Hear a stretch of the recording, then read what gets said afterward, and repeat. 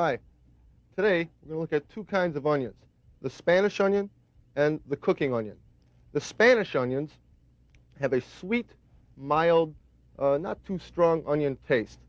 Compared to the cooking onions, which have a very strong onion flavor, they're excellent for cooking, and they have the flavor is just, well, in meats, in sauces, and anything that you use for cooking. Price-wise, they're generally about the same, 35, 39 cents a pound.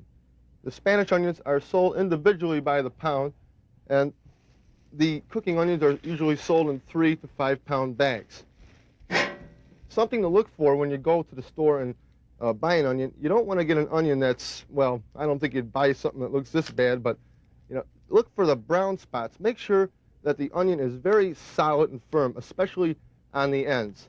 A little tip that I think you might enjoy, saves a lot of time in the kitchen if you need onions chopped up real fast.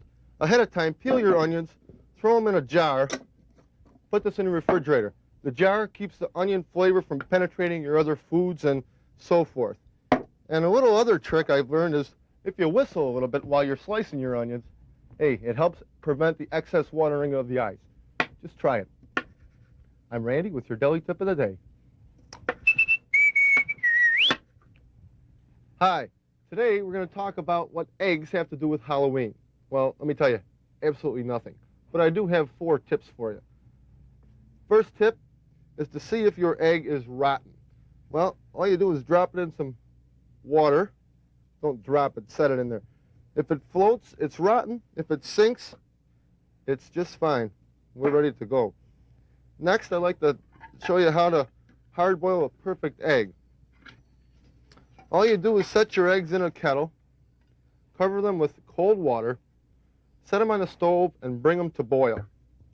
Now, as soon as they boil, remove them from the heat immediately and cover them for 30 minutes. After the 30 minutes, replace the warm water with cold water, and you're all set to go. That helps prevent the eggs from cracking and the yolks from being discolored and so forth.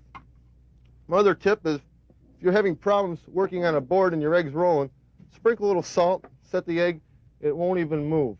And finally, to tell if your egg is hard-boiled or a fresh egg, give it a spin. If it spins like that, that's a hard-boiled because it's all solid inside. If it doesn't spin, it's loose like that, it means it's juicy inside. Boy, these eggs, I'm getting hungry. Oh, I should have spun it once more. I'm Randy with your tip for the day. Boy, after doing this here, I'm getting pretty hungry. I'm going to have an egg here. I should have gave him another spin. I'm Randy with your tip for the day.